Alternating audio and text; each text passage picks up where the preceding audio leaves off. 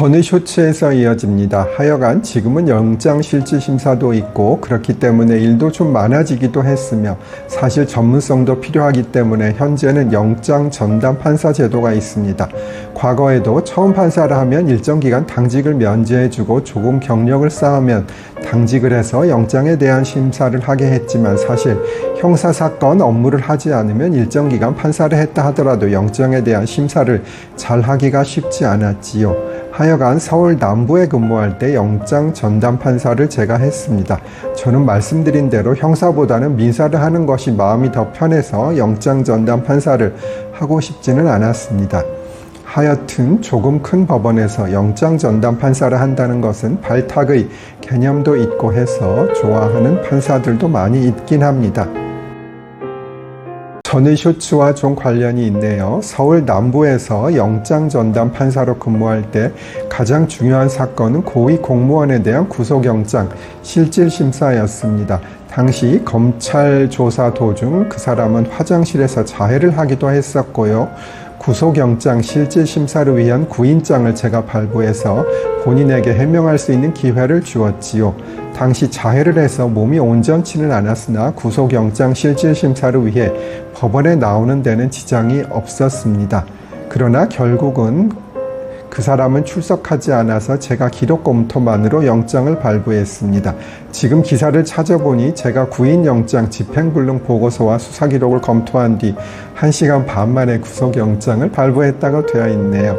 과거로 돌아갈 수 있다면 조금 더 오랜 시간 동안 숙고하는 모습을 보여야 하겠다는 생각이 듭니다.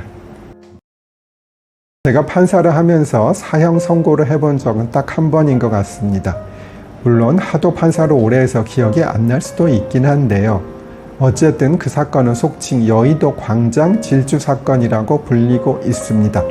1991년 10월 19일 여의도 광장에서 당시 시각장애인이었던 김모 씨가 훔친 차량으로 묻지마 살인을 저지를 생각으로 질주를 해 2명이 사망하고 21명이 부상을 입은 사건이었지요.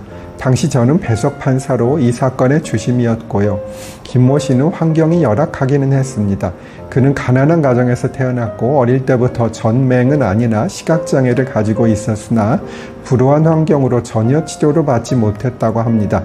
어머니는 그가 어릴 때 동생을 데리고 집을 나갔고 몇 년 뒤 아버지는 그의 눈앞에서 농약을 마시고 자살을 했지요. 다음 쇼츠로 오세요. 전의 쇼츠에서 이어집니다. 또한 그는 칼을 가지고 다니다 강도 예비 음모로 3개월을 복역한 적도 있었고요. 시각장애로 제대로 된 직장을 다니지 못해 중국집 배달원, 선원, 나이트클럽 웨이터 등을 했지만 급여를 제대로 받지 못하기도 했습니다. 결국 그는 마지막으로 다니던 양말 공장에서 해고를 당한 뒤 범행을 저지를 마음을 먹게 되었고요. 미리 양말 공장 사장의 프라이드 차량의 열쇠를 복사해서 가지고 있다가 그 차를 훔쳐서 여의도 광장에 진입해 질주를 했습니다. 당시 초등학교 5학년인 지현일 군과 유치원생 은신재 군이 직사했습니다. 그 뒤에도 계속 질주하여 어린이와 노인을 비롯한 21명에게 부상을 입히고 200m를 더 달리다 자전거 보관함을 들이받고 멈추었습니다. 이후 어린이 2명을 인질로 잡고 인질극을 벌였으나 얼마 못 가 시민들에게 제압당했습니다. 위에 설명드린 여의도 광장 차량 질주 사건의 주심판사로 저는 심리를 하면서 고민을 했습니다.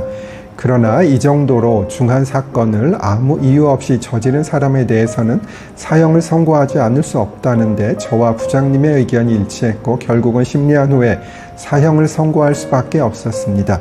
게다가 그는 언론과의 인터뷰에서 자신이 죽인 사람에게 미안한 생각이 없고 죽은 사람들은 재수가 없어 죽은 것이다 라는 말을 해 반성하는 기미가 전혀 보이지 않았습니다. 그는 항소와 상고를 했으나 모두 기각되어 사형이 확정되었고 1997년 사형 집행이 되었다 하네요. 그러나 피해를 입은 생존자나 유족에게 제대로 보상이 되지 않았습니다. 그는 아무런 자력이 없었고 당시 위 차가 가입된 보험은 도난 뒤 발생한 피해에 대해서는 보상이 되지 않아 책임보험에 따라 사망자는 최고 500만 원, 부상자는 300만 원까지 보상이 되었다고 하네요.